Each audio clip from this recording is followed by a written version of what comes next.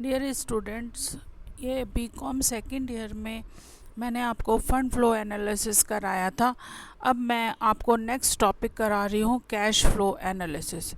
Cash flow analysis का मतलब ये होता है कि कंपनी में रोकड़ की क्या स्थिति है।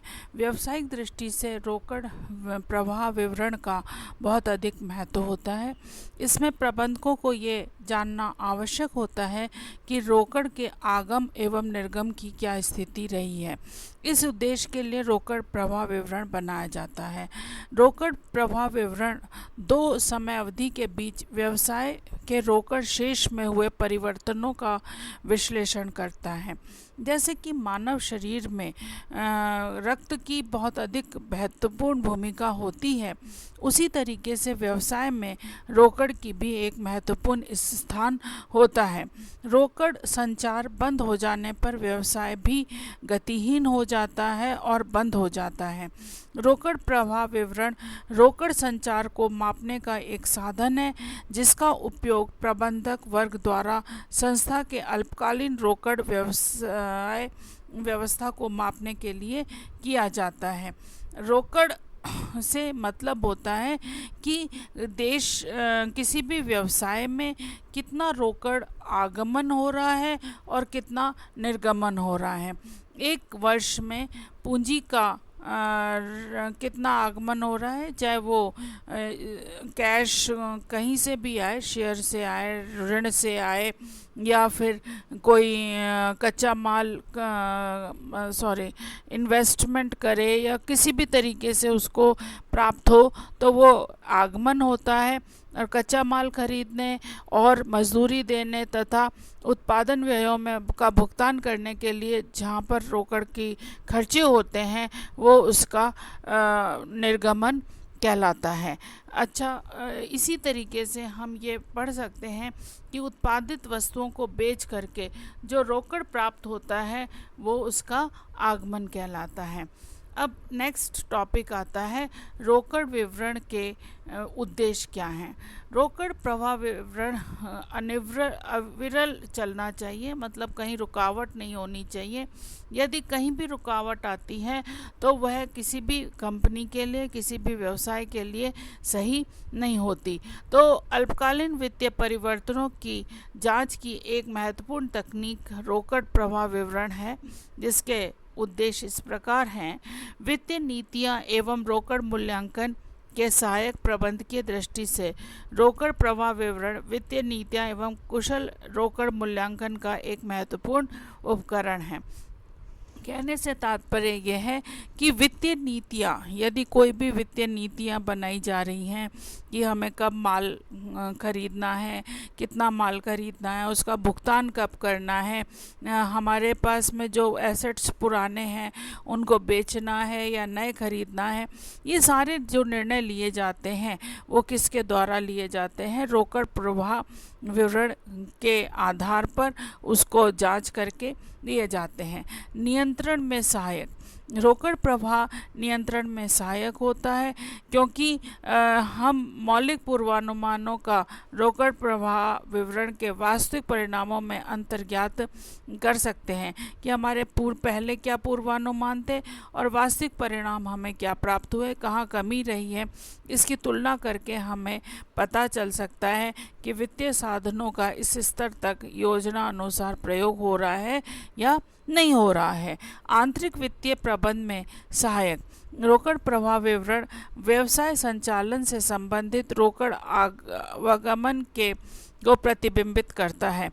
इससे प्रबंधकों को व्यवसाय की आंतरिक नीतियां एवं निर्धारित करने में सहायता मिलती है कि उनकी आंतरिक नीतियां कैसी हैं, कैश को वो कहाँ खर्च कर रहे हैं, कहाँ बचत कर सकते हैं, इन सभी का निर्णय वो आंतरिक नीतियों में रोकड़ प्रवाह विवरण के आधार पर ले सकते हैं।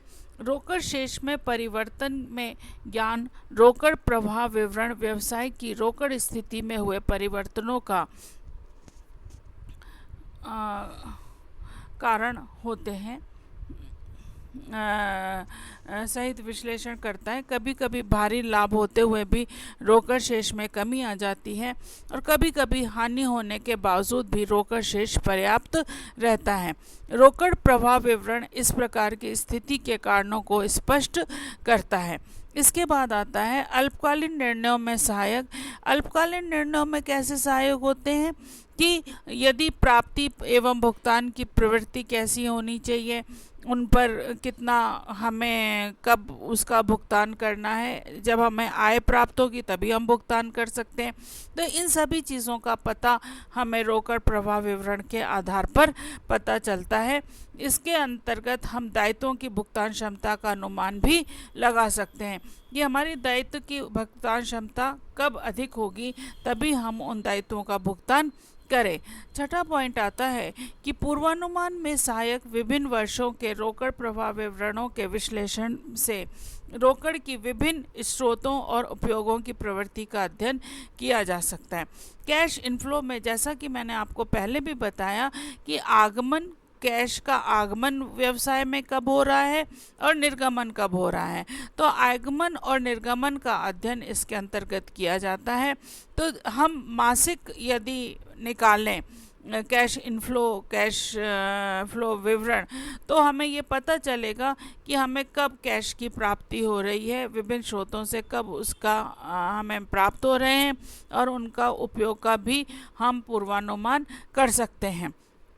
प्रबंधकीय दक्षता का मापन। रोकड़ प्रवाह विवरण रोकड़ प्राप्ति एवं भुगतान तथा उपयोग में प्रबंध की दक्षता और विभिन्न अल्पकालीन वित्तीय सौदों में प्रबंध की कार्य कुशलता का मापन प्रस्तुत करता है कि कब हमें कैश मिलेगा, कब हम उसका भुगतान करेंगे।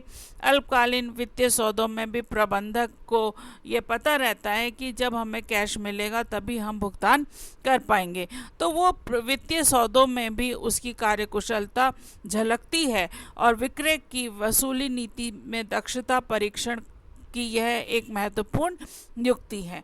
ये एक इसके रोकड़ प्रवाह विवरण के इसके उद्देश्य हैं, जिसके आधार पर कैश फ्लो एनालिसिस एक प्रभावी ढंग से किसी भी व्यवसाय की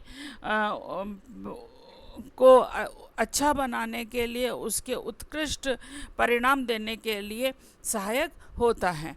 अब नेक्स्ट हम पढ़ रहे हैं कि कैश फ्लो क्या, इनफ्लो और आउटफ्लो, और एक्टिविटी कौन कौन सी एक्टिविटीज़ में कैश इनफ्लो खर्च होता है आता है और कौन सी एक्टिविटी में कैश आउटफ्लो होता है।